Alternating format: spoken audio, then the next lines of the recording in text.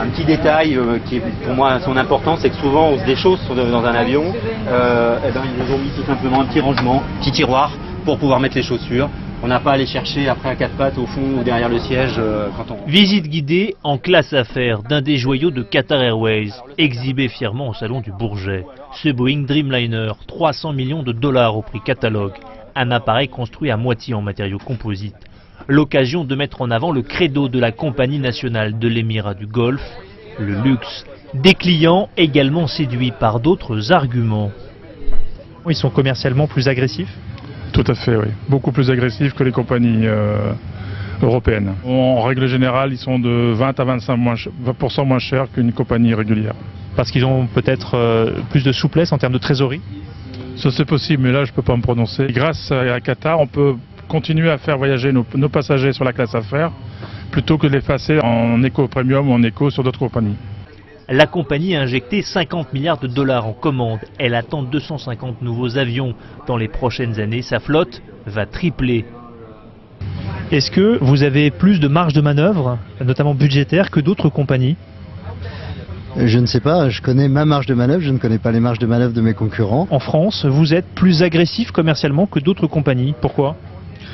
On n'est pas plus agressif commercialement. Si vous voulez parler de tarifs, on a, je crois, le bon rapport qualité-prix. Le Qatar a-t-il pris le pouvoir dans le ciel? Les observateurs nuancent.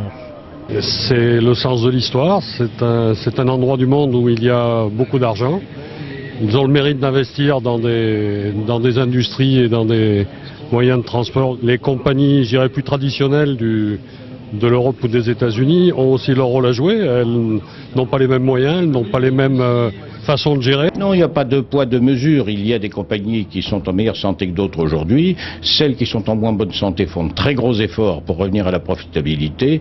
Et on peut être tout à fait confiant sur le fait que les compagnies européennes, et en particulier Air France, sont dans de bien meilleures conditions dans les 2 ans qui viennent. Air France avait parlé en 2010 de concurrence déloyale, citant les crédits à l'export, des subventions déguisées dont aurait bénéficié la compagnie du Golfe. Qatar Airways dément.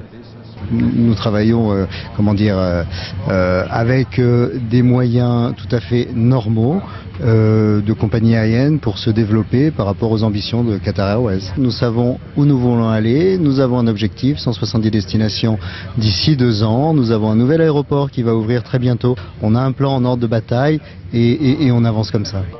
Selon Qatar Airways, si les compagnies européennes marquent le pas, c'est qu'elles peinent à tirer leurs coûts vers le bas et que leurs aéroports sont saturés. Pendant ce temps, les compagnies du Golfe Persique raflent les distinctions. Qatar Airways, élue meilleure compagnie du monde par les passagers en 2011 et 2012, sa rivale, Emirates, décrochant quant à elle la prestigieuse récompense cette année au Salon du Bourget.